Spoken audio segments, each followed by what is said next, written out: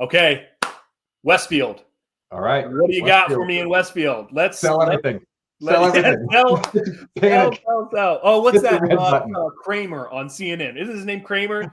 Sell. That's what we need. We need a little picture of Kramer. We should pop up a little image of him. Yeah. No, it's not great, but it's not terrible. But we did allude to this last month where inventory is creeping up, and it is a concern because we'll take a look at the next graph, but the active homes in the market is 127, which represents almost a 50% increase from last month. So I do want to talk about that. I want to show you something else real quick. Let me just talk about the other numbers, and then I'm going to circle back to active homes in the market. Okay. Average rents are ticking down, seasonality, but unfortunately, unlike Indianapolis and a lot of the other markets, we're actually seeing this down year over year. And days on the market is heading in the wrong direction, 61. So we're seeing some alarm bells here, and a lot of it is due to inventory. So it is a growing market. I would say in the short term, I am paused on holding or adding anything new to my inventory in the Westfield market. We got to work through some inventory here. Yeah. As you know, I own homes in Westfield. I'm not selling them by any stretch of the imagination. I still love this long term, but in the short term here, it seems like there's been a little bit of exuberance. Maybe I got a little too excited on these market reports, and everybody started buying in Westfield because of this. But I think it's time to pause here for a little bit.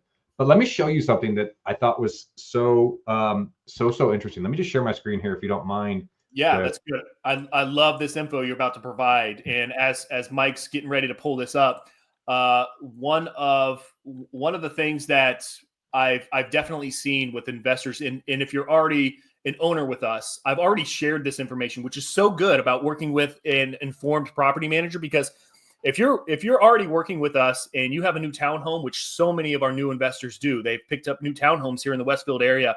You've already heard this come from me. I've sent you Loom videos. I've informed you that the competition in Westfield right now is something that you have to be in tune with early. You have to be in tune with this early.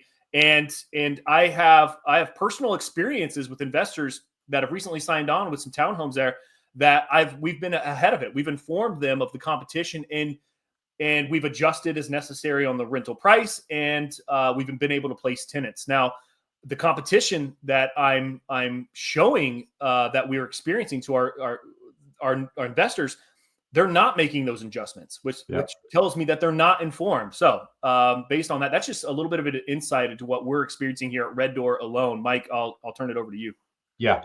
So what I wanted to highlight here on the Westfield market was, I think we just lost that graphic, but I think it's like 117 or 124, something like that, active homes on the market. If you actually go to Zillow, you're going to see something different. You're going to see 315 rentals available. But what I wanted to highlight was the importance of knowing and drilling down into that, as far as like, okay, well, what does that mean? That's a big difference. What's going on here? And a ton of it is, what if you kind of zoom in and take a look? Well, I see a lot of multifamily stuff here. So there's a 29 unit, a 14 unit, a 16 unit, a 15 unit. So you got to know what your competition is.